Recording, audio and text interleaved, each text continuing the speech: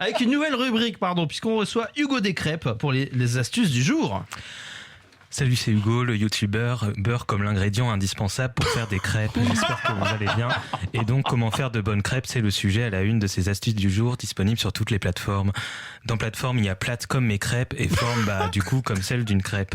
Déjà, pour bien comprendre, rappelons les faits. Pour décrypter la pâte à crêpes, il faut avoir décrypté les ingrédients, c'est-à-dire les avoir décryptés un à un et dans les bonnes proportions, puis décrypter leur mélange dans le saladier afin de mieux décrypter le moment exact de leur décryptage, sans lequel aucune crêpe ne saurait être décrypté. J'ai juste l'impression d'être devenu un schtroumpf qui dit décrypter au lieu de schtroumpf.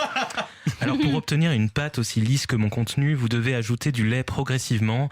Selon l'AFP, la bonne quantité de pâte doit être versée et, je cite, une petite louche suffit, a annoncé le ministre des Affaires étrangères.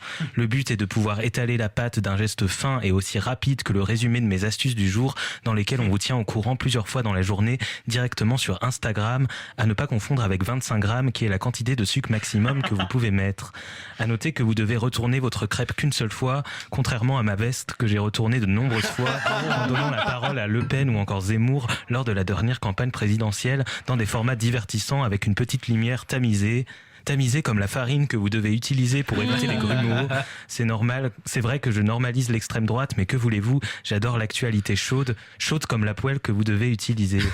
Sur votre crêpe, vous pouvez mettre un œuf poché et non pas hoché.